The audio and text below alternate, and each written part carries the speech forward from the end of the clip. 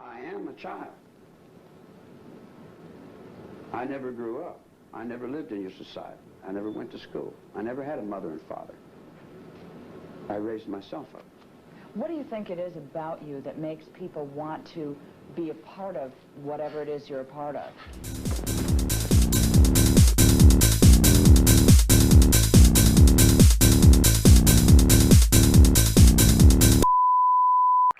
Charles Manson, also known as the poster boy for serial killers, is one of the most famous figures in criminal history. He was an American criminal in the late 1960s who started a murderous campaign with his followers, the Manson family cult. Charles is famously known for the brutal slayings of pregnant actress Sharon Tate and many other Hollywood residents.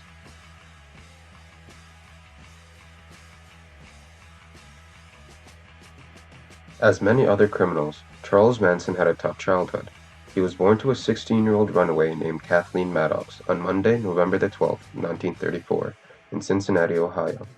His first name was no-name Maddox, but within weeks of his birth his mother named him Charles. He never met his real father, Colonel Walker Henderson Scott Sr., who was a soldier stationed nearby that abandoned Kathleen as soon as she told him she was pregnant. Charles obtained the last name Manson from William Eugene Manson, whom Kathleen began dating in 1934. William was a heavy drinker and would often go missing for days at a time. Their marriage ended rather quickly due to their divorce in 1937. Kathleen was also a heavy drinker, and prior to the divorce, she would go missing for days at a time, leaving Charles alone in the house with a variety of babysitters while she was out bar hopping and getting into trouble with men. In the year 1939, Kathleen was involved in a robbery that has gotten her a 10-year prison sentence. Charles went to go live with his aunt and uncle until his mom got paroled in 1942. When they reunited, Charles started to get into trouble and getting arrested, so Kathleen sent him to the Gibbold School for Boys at the age of 12, which was a school for juvenile delinquents that was run by Catholic priests.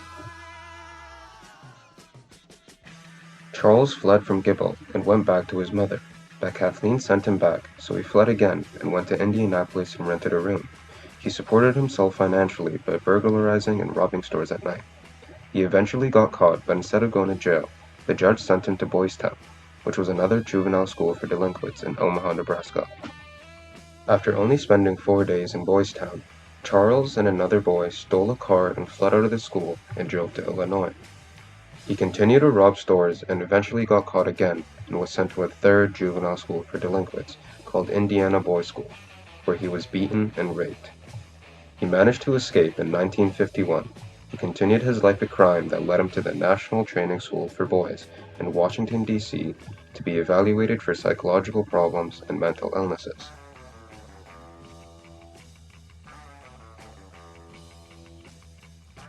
Charles deemed to be aggressively antisocial and was caught raping another boy at knife point. That wasn't his first time committing homosexual crimes. He also did a variety of other offenses, including forging government checks, pimping, and stealing cars. He was sent to the Federal Correctional Institution, Terminal Island, in 1956 at the age of 22, which is a low-security United States federal prison for male inmates in California. Manson has been in and out of prison for almost his whole life. Manson displayed a marked degree of rejection, instability, and psychic trauma, and was constantly striving for status and securing some kind of love. Such symptoms were likely the result from his largely parentless and tumultuous childhood. Charles Manson was released from prison in 1967 at the age of 33. During his time in prison, he fell in love with music and the Beatles and learned how to play the guitar. Prior to his release, his dreams were to secure a recording contract. Dennis Wilson of the Beach Boys saw talent in Manson and invited him to stay at his mansion. But as time went by, Manson started to cause trouble and was eventually kicked out by Wilson. As a result, Manson accused the Beach Boys of stealing one of his songs and including it on the 1969 album 20/20 without giving Manson any credit. Throughout that same year, Charles quit his dream of wanting to secure a record deal and created a cult around himself called The Family, which he has manipulated his followers by using LSD into believing that Manson was a guru with prophetic powers. Most of his followers were women.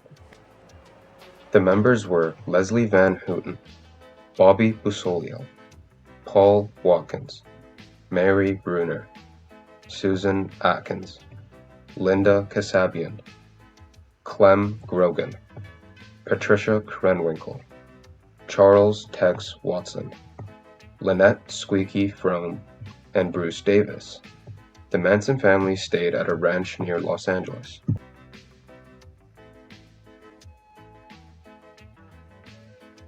Charles hoped to start a race war, which he called the Helter Skelter.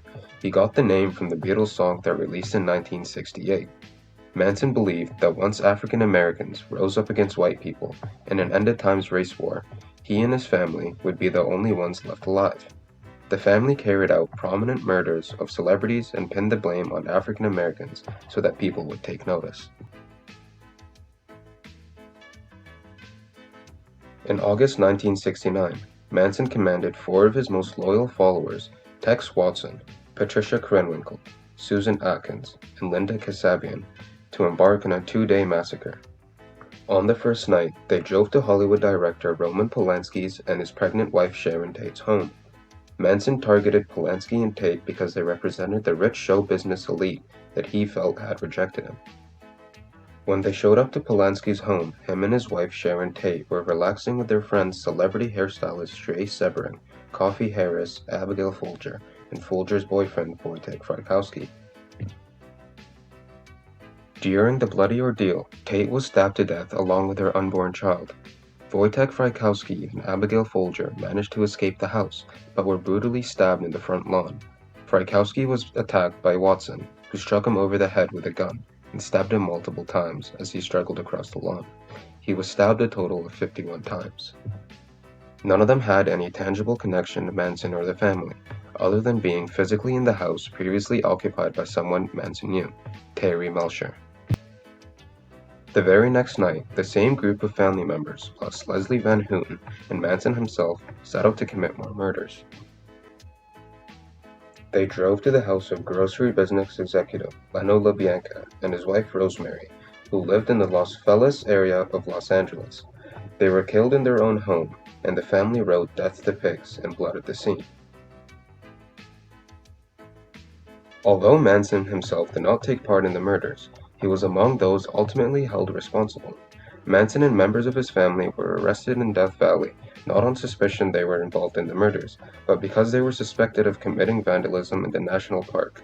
Only once in custody did police identify them as the killers. Throughout their trial, Manson and the women who charged alongside him showed no remorse for their crimes. Often giggling in the courtroom, they each carved X's into their foreheads during the trial to mimic Manson, who had done the same. In December 1969, Manson appeared on the cover of Life magazine due to being an immediate cultural icon. People believe that Manson made a special connection with the people. He was eventually convicted of first-degree murder in January 1971, along with one of his accomplices, Susan Atkins, for the murder of 9 people. They were both giving life sentence in prison.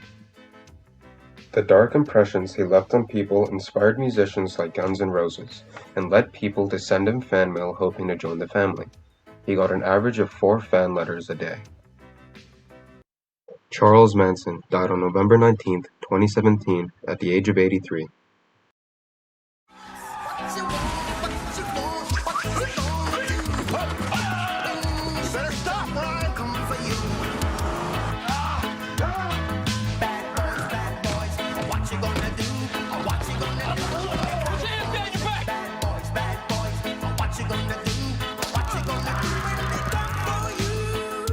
Cops is filmed on location with the men and women of law enforcement. All suspects are innocent until proven guilty in a court of law.